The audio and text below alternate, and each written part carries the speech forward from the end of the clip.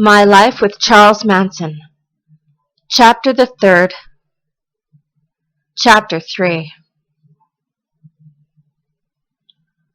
On April 4th, 1968, the day Martin Luther King was gunned down in Memphis, I headed north on Highway 101.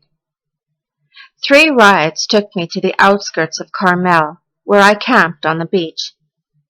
There, I was content to remain alone, meditating, writing music, and hiking along the shore. To me, there is no place more inspiring than this wild stretch of California's coastline. The waters of the sea are vibrant and clear, the surf spectacular. Wind-ravaged pines clung to the cliffs, convoluted in gyrations of a frozen ballet. What I saw around me turned me inward on myself. I experienced a deep, tumultuous confusion, yet sensed it was part of positive inner change. From time to time I did think of Blackbeard, wondered what he had found in New Mexico. I wouldn't find out until over a year later, when we met by accident in Topanga Canyon and shared horror stories about Charlie Manson. I spent a week on the beach alone. Then, early one morning, on the spur of the moment, I decided to hitchhike into Big Sur. My one and only ride, as it turned out, was a good one. After a 1-hour conversation on the beauty of nature and brotherhood, the guy who picked me up asked me to babysit his house while he made a trip to Hawaii. I couldn't believe it. Later that morning, we arrived at his place. It was perfect, an isolated, rustic, well cared for 5-room cabin built on a hillside about 4 miles up Garrapatta Canyon, just south of Big Sur. The owner, a 30-year-old hippie farmer named Kevin, had recently purchased the farm and asked only that I take care of his garden and tend to his animals, a big German shepherd named Wiley, a goat called Sheila, a couple of pigs, and a yard full of chickens. If you need any help, I got a friend named Ray who lives with his wife just a couple of miles up the canyon. He's a good man. Kevin showed me around the place, said there was plenty of work, repairing sheds, mending fences, painting the outhouse. Suit yourself, he said. Don't have to do anything if you don't want to, just so long as you keep an eye on the house and feed my stock. It was a beautiful spread, built on 5 acres of ground with a year-round stream at one end of the property and a developed 50-gallon-a-minute spring with gravity flow plumbing on the other. There were a spacious garden area, a weather-tight poultry house, and an abundance of usable building materials, saws and stacked lumber, pipe fittings, sheet metal, nails, screws, tools of all kinds, a hand plow, and a beat-up, engineless Model T Ford which sat in the middle of the yard. For the next 3 months I lived alone on the place, enjoying the natural beauty and solitude. The plump, green hillside were scattered with oak and pines set against a backdrop of blooming wildflowers. The salt air was invigorating. White gulls soared in daily from the beach, circling and sailing the skies alongside hawks and vultures. I felt like a king living high on the hillside, completely divorced from the vicissitudes and traumas of the outside world, the chaos of Los Angeles. I had no TV set, not even a radio. My life became a ritual of work and relaxation. I got up at daybreak, fed the animals, cleaned the stalls, collected eggs, and milked Sheila. When it got hot, I took off my shirt and worked at odd jobs. Using surplus wood and tar paper, I repaired leaks and built a storehouse for the spring harvest.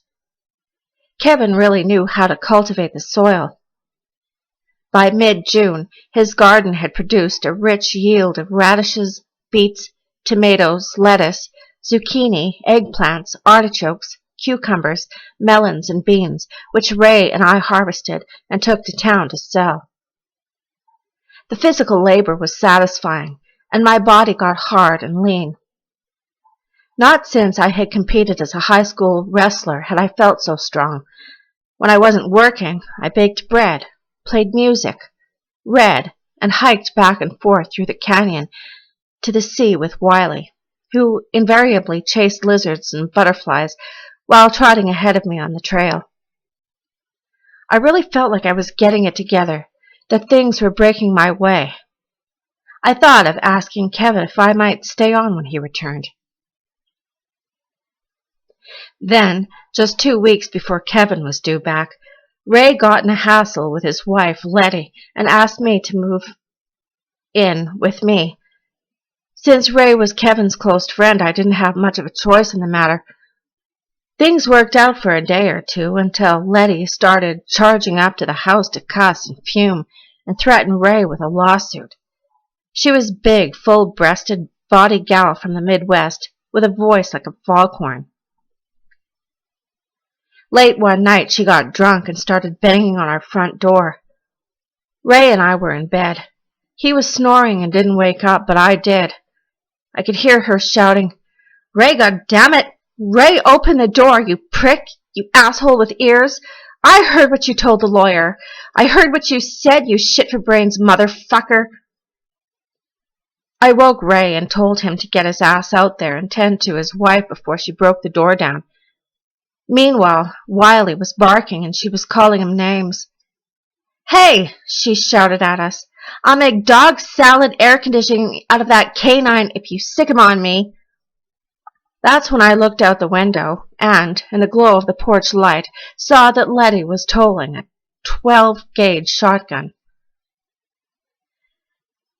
"What the hell is with you anyway, damn it?"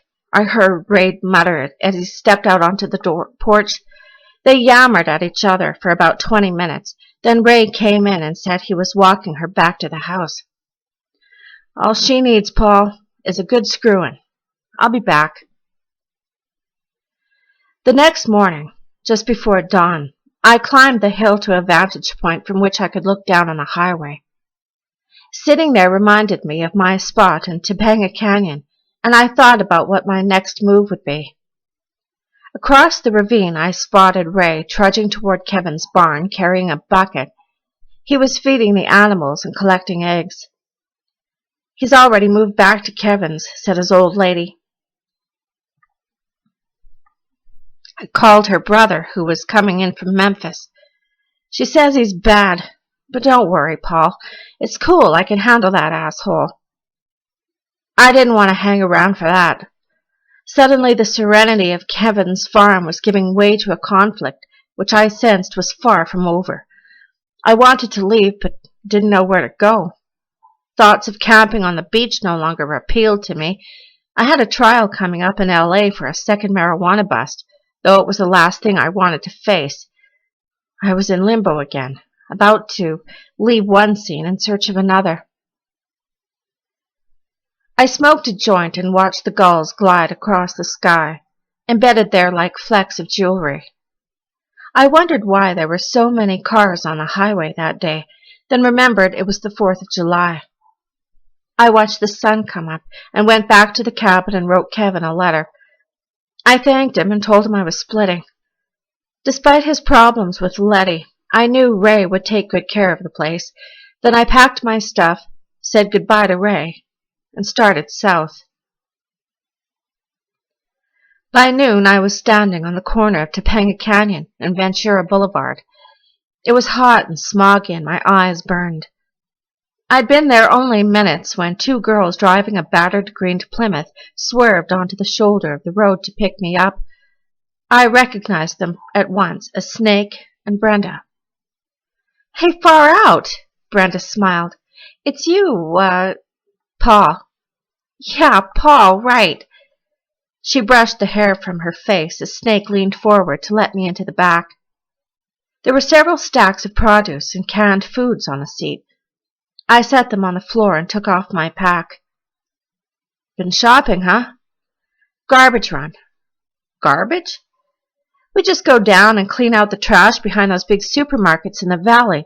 Those pigs throw away all kinds of good stuff. Look at it, all fresh food. Help yourself to some apricots." She eased back onto the highway. Snake smiled at me. "Where have you been, anyway?" I briefly recounted my adventures in Garrapatta Canyon, then asked what they'd been up to. They launched into a duet about Charlie's love, said they hadn't been doing anything but making love, 'cause that's all there was to do. Their rap sounded a little stilted and corny to me at the time, though I did have recollections of the closeness I'd experienced that night in Topanga Canyon. Both girls wore bemused smiles and exchanged knowing glances as we purred along the highway amid heavy holiday traffic. I asked if they wanted to smoke a number, and they declined. Each was dressed in a loose-fitting, full-length hippie-style dress. Directly in front of me, Snake's hair hung in a profuse jungled tangle down her back. Looking at them, I realized just how horny I was after 3 months without sex. They said they'd moved out of Topanga Canyon. "We're living up at Spawn's Ranch now," Brenda enthused. "It's a trippy place. Beautiful, away from everything. Ever been there?" I shook my head at her sparkling green eyes in the rearview mirror. "Why don't you come up and say hi to Charlie?" I didn't think much about seeing Charlie, but I had nowhere else to go. "Sure," I said. "Why not?" We drove up Topanga Canyon Boulevard, past Devonshire to Santa Susana Pass, then up to the Chatsworth foothills. The girls talked about Charlie and the family, how mellow their life was there, how deeply they all felt Charlie's love. "Charlie," Brenda intoned, "is just a hole in the infinite through which love is funneled." It all sounded pretty hokey to me, and I didn't pay much attention until Snake flashed a beatific smile and said simply, "Charlie is Jesus Christ." They both giggled. I let it slide, thinking it some sort of an inside joke. It was hot, bright and smoggy, yet the drive revitalized me as the wind poured through Snake's window. I was still slightly spaced out after having left the mountains so abruptly, particularly after the comically bizarre episode the night before with Letty and Ray. I had no clue what my next move would be as I gazed out at the ochre-colored foothills. I did know that my first priority was to get laid. I had heard about Spawn's Ranch, remembered friends at various times going there to ride horseback. I knew it used to be a set for Hollywood westerns, but I'd never seen the place until that day. I had no idea I'd soon be calling it my home. We took a back road off Santa Susana Pass and drove down a dusty dirt driveway onto the ranch complex, a conglomerate of weathered wooden buildings, sheds, and lean-tos, set against a backdrop of rock-studded rolling foothills and rather dense, low mountain vegetation. Scrub oak, eucalyptus, mustardweed, and wildflowers. With chickens gaggling, dogs barking, roosters trumpeting their eternal salutation, and people moving through the rituals of morning chores, you had the feeling of entering the hub of some funky Mexican barrio. I saw clothing drying on lines and rafters, and a young hippie girl carrying a child. A cowboy waved as he came out of a trailer and flipped a cigarette butt. The place looked like a puzzle of tiny, odd-shaped structures put together out of wood, stucco, and strips of sheet metal. There was smoke rising from a trash can, and the smell of breakfast mingled with other smells, the barnyard aromas of horse shit and poultry dust. Because of the holiday, there were large groups of camera-toting tourists moving about the property, ogling the movie set, and renting horses to ride. Intermittently, a firecracker would explode in the distance and reverberate off the walls of the hillside. As we drove slowly beside the battered boardwalk of the town, Brenda pointed out the movie sets: Longhorn Saloon, Rock City Cafe, an undertaking parlor, the jail, the tack room, and out behind these structures, the house of the owner, a half-blind 82-year-old man named George Smith, whom Snake called a real cutie. In fact, George was sitting outside his house in the sunlight in a rocking chair as we drove by in a cloud of dust. Farther down the road, about a quarter of a mile to the left, sequestered behind a stand of eucalyptus trees, was the main ranch house. "George is renting it now to a bunch of hippies," Brenda said. "They're not with Charlie," Snake added. "Just kids George lets hang around." I spotted some of the kids sitting outside the house playing music. I was tempted to join them, but the girls insisted on taking me back to what they called the outlaw shacks where the family was staying.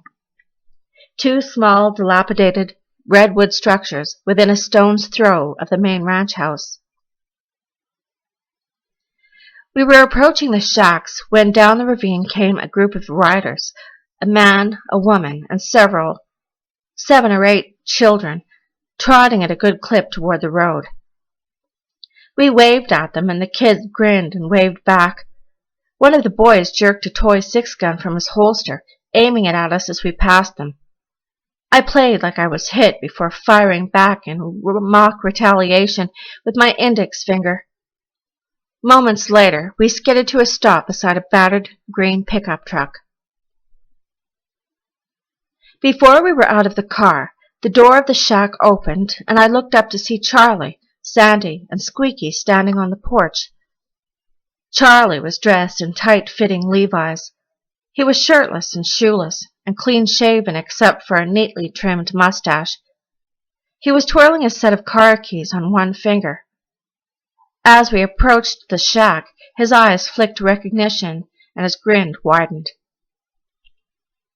"Hey, man, what's happening?" He bounded off the porch. "Long time no see. Paul, right?" "Paul Watkins." We clasped hands, hippie style. Again, it struck me that Charlie and I were close in size. "You're looking good, man. What kind of gig you into these days?" I repeated the story I told Brenda and Snake while the girls carried the sacks of groceries to the house. "Hey, dig it." Charlie spun the keys. "We have to split for a while, but we'll be right back. Stick around, huh?" "Sure." "Far out. Snake's gonna be here. If you need anything. Hey, we can play some music when I get back." He hopped into the cab of the truck and honked the horn. Moments later, Brenda, Squeaky, and Sandy dashed out of the shack and piled in beside him. Charlie grinned, then fired up the engine. "Later, Paul." It must have been about 2 in the afternoon when Charlie split. I went back into the shack to leave my gear and get my horn. It all looked pretty familiar, probably from shootouts I'd seen that had been filmed in the same dwelling. The furniture had been cleared out. The floor reminded me of Jay's living room that night in March, wall-to-wall mattresses, blankets, and sleeping bags, one big communal bed. Snake told me that Katie, Sadie, Mary, Ella, and Stephanie had gone to Mendocino but would be back soon. Bruce Davis, she said, had gone on his own trip.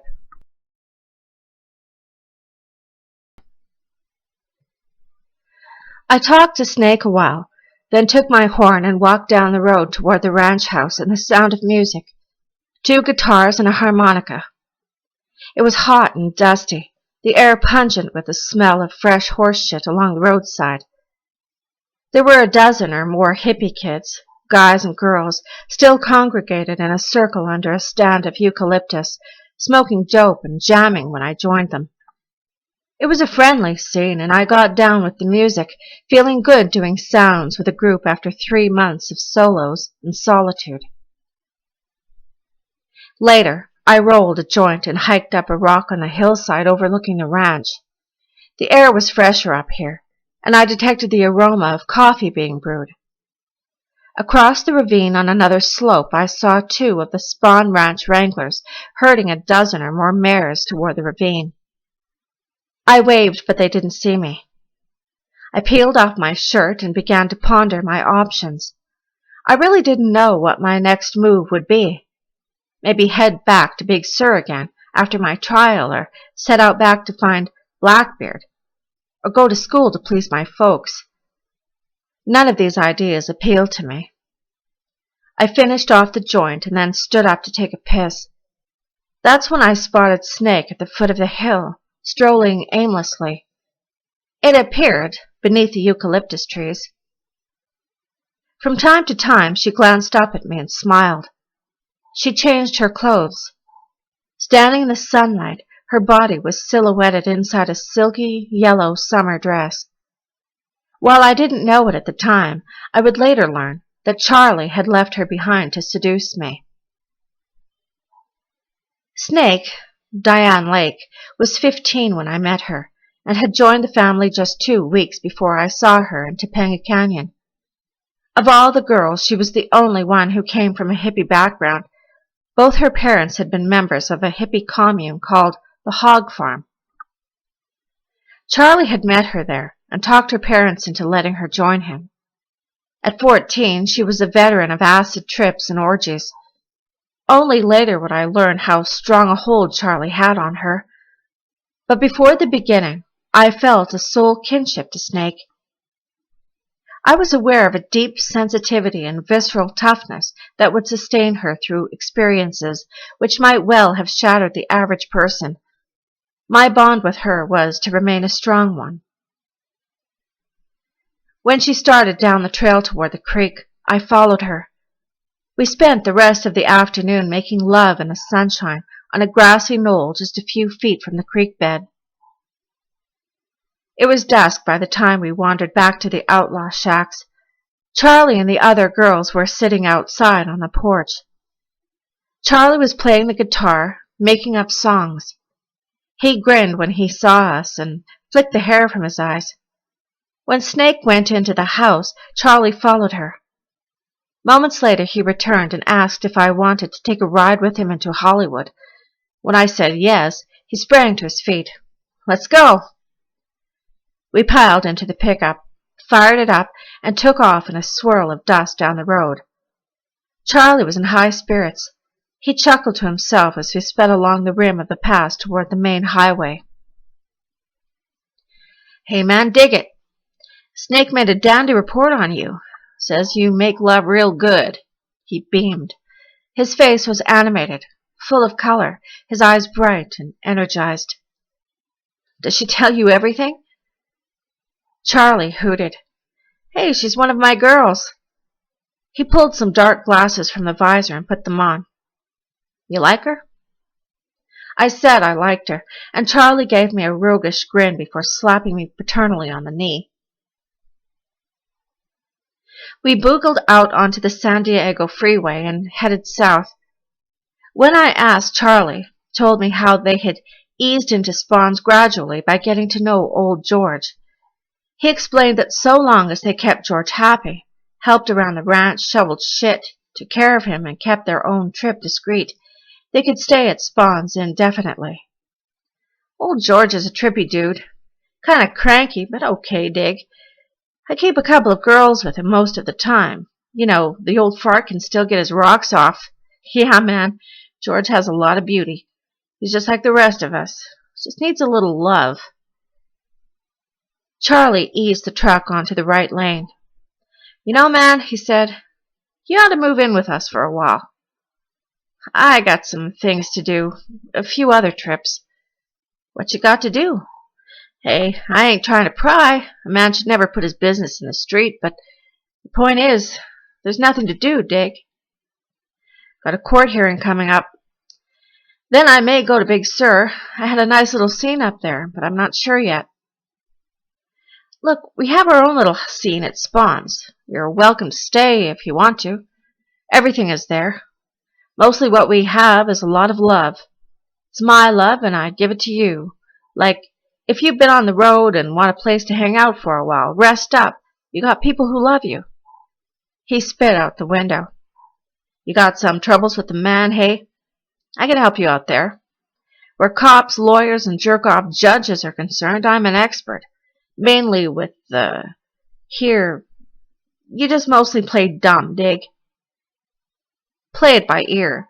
Just slide right along with their greasy pig power games. The pigs aren't really bad, man. Mainly they're just dumb. So you play a little dumber and they suddenly think they're smart. That's pretty much how it is. The dumber they think you are, the better they feel. The more they let you slide. Listening to Charlie was a trip. Few people I've known could ever compete with Charles Manson when it came to lying down a rap, winding one sentence on top of another from some infinite, unfathomable coil of association. His train of thoughts had roots in a sea of theory and experience, while the logic was never precise, invariably shot through with a non sequiturs and bizarre anecdotes. The flow was always spontaneous and compelling, all the more intriguing because the paradox of his personality was built right into the dialogue, a blend of jocular machismo on the one hand and a kind of soothing, spiritual wisdom on the other. It blew my mind. We were driving down Sunset Boulevard toward Bel Air. Charlie was still talking. You see, I have 5 girls coming back this week from up north. I'm going to need some help. That's a lot of women to care for, Dick. What I mean is, they gotta be fucked regular. That's just the way it is. You can say whatever you want, but that's the trip. But if you love them, man, they'll take care of you. Feed you, bleed you, clothe you, stand by you down the line. They'll make you strong, and you'll make them strong, you dig? It's survival, that's all. The more a woman submits, the stronger she is. The stronger she is, the stronger you are. If you got women who'll stand by your trip, Paul, well, then you have a good scene. It's like money in the bank. Hey, I could use your help, man. Look, you want to make a trip to Big Sur, we'll all go with you. Just pile in the big bus and boogie up there. Our scene is mobile. I just leave a couple of girls with George. If it's happening at Big Sur, let's go. You know, man, you're a beautiful little dude. You're smart. You make good friends. Hey, Snake said some nice things about you. You should get into our trip for a while. At least spend the summer. It was not a difficult decision to make. I liked Charlie, and I definitely liked the harem he had going at Spawn's. It intrigued me. How did he do it? Certainly at no time in my life would I ever have so many women available to me. At 18, I could handle it. I guess that's what Charlie figured. I was convinced, too, in those days, that a person lived best when he flowed with the events and circumstances of the moment. By being on the road at the right time, I had managed to live like a king in the mountains of Big Sur for 3 months. It seemed more than just coincidence that the day I left Big Sur I met Brenda and Snake. Also, Charlie's rap about life was in direct harmony with my own feelings. I am you, and you are me, he said. What we do for ourselves, man, we do for everyone. There's no good in life other than coming to the realization of the love that governs it. Coming to now, dig? People, you know, wear all kinds of masks to hide their love, to disguise it, to keep themselves from conquering their own fear. But we have nothing to hide, nothing to be ashamed of. There is no right and wrong. We're all beautiful expressions of the same love, and it's this experience that we share. Some of what he said smacked of sermons I'd heard as a kid. Some of it, at times, sounded pompous, but the core of it was fundamental to what I believed, and somehow Charlie's music, his unpretentiousness, his smallness, his past, his humility, his general funkiness, made it all palatable. Yet I had to see the other side of the coin. In retrospect, I realize that our being about the same size played a substantial role, not only in the beginning, but later on. Being 5'5" in a macho world of 6-footers was never easy. It's a bit like being a racial minority, being literally looked down upon. There is a definite camaraderie among small men, and there's no questions.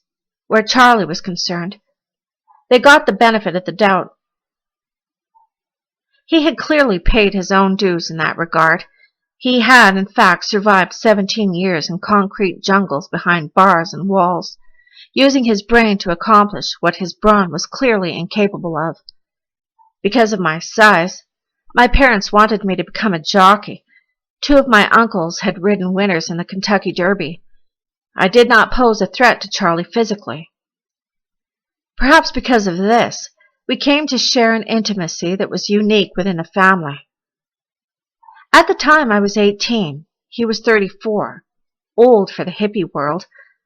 I believe he saw in me, standing before him eye to eye, the epitome of the enthusiastic flower child. At an unconscious level, perhaps, I became his mirror, reflecting the emergence of the flower child in him, the emergence of his own long-stifled love.